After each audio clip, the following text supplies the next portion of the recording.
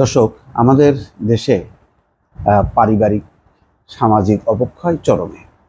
তার ফলে নানা রকম আমরা ঘটনা দেখি, হিংসাত্মক ঘটনা দেখি, একেবারেই যে প্রতিহিংসা পরায়ণ যে কর্মকাণ্ডগুলো দেখি, কখনো বাবা ছেলের মধ্যে দেখি, ভাই ভাই দেখি, এমনকি বোনদের মধ্যে দেখি, একদম পারিবারিকভাবে অনেক ঘটনা আপনারা জেনেছেন। আরেকটি নৃশংস ঘটনা, নিশ্চয়ই আপনারা এমন পরিস্থিতি কখনো শোনেননি, অন্তত আমি শুনি নাই। সেই খবরটি আপনাদের সঙ্গে শেয়ার করতে চাই। সেটি হচ্ছে মানিকগঞ্জের সিঙ্গাইরে ঘটেছে ঘটনা। সেখানে বউয়ের সঙ্গে শাশুড়ির ঝগড়া বিবাদ। এক পর্যায়ে বউ শাশুড়িকে শ্বাসরোধ করে হত্যা করে। হত্যা করেই ক্ষান্ত হয়নি, সেই লাশ সিন্দুকের মধ্যে ভরে রাখে। পরের দিন সেই শাশুড়িকে খোঁজাখুঁজি করা হয়। খোঁজাখুঁজির পর তারপরে উদ্ধার হয় যে সিন্দুকের ভেতরে শাশুড়ির মরদেহ লুকানো আছে। সেই মরদেহ বের করা হয়। কল্পনা করতে পারেন এরকম ঘটনা যে কত নৃশংস পরিস্থিতি বা পরিণতি, যে হত্যা করার পরে সেই লাশ সিন্দুকের মধ্যে ঢুকানো হয়েছে। সিন্দুক থেকে হায়াতুন্নেসা নামের এক নারীর মরদেহ উদ্ধার করা হয়েছে। এই ছবিটা আসলে আপনাদেরকে দেখানোর মতন না। কালবেলাতে যে খবরটি প্রকাশ হয়েছে সেটি তারাও দেখাতে পারেনি রেস্ট্রিকশনের কারণে, এবং দেখানো উচিতও না। ভয়ঙ্কর সেই ঘটনা।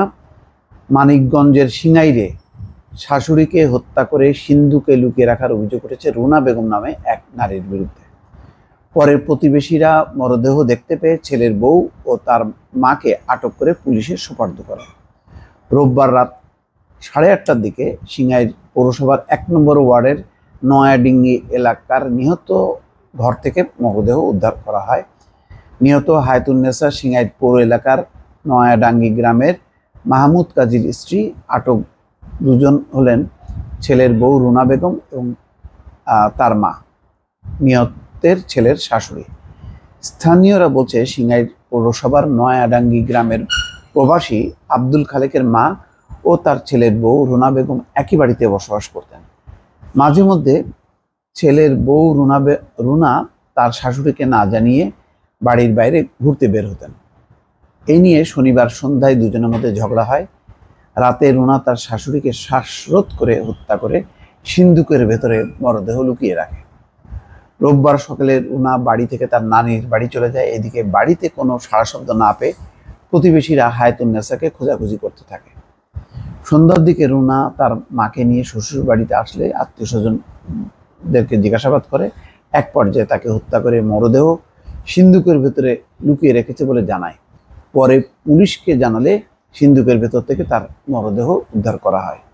সিঙ্গাইর থানার ওসি মোহাম্মদ জাহিদুল ইসলাম বিষয়টি নিশ্চিত করেছেন। খবর পেয়ে নিহতের শয়নকক্ষ থেকে মরদেহ উদ্ধার করে সদর হাসপাতালের মর্গে পাঠানো হয়েছে। ঘটনার সঙ্গে জড়িত থাকার সন্দেহে ছেলের বউ রুনা এবং তার মাকে আটক করা হয়। প্রাথমিকভাবে ধারণা করা হচ্ছে শ্বাসরোধ করে হায়াতুন্নেসাকে হত্যা করা হয়। এই ঘটনায় আইনি ব্যবস্থা নেওয়া হবে বলে পুলিশের পক্ষ থেকে জানানো হয়। যাই হোক, এটা তো আইনি ব্যবস্থা, কিন্তু নৃশংসতা কোন পর্যায়ে পৌঁছেছে পারিবারিক।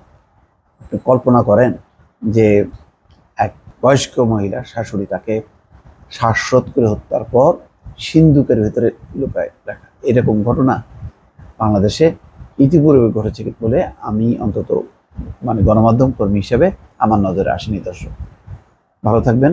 আল্লাহ হাফেজ।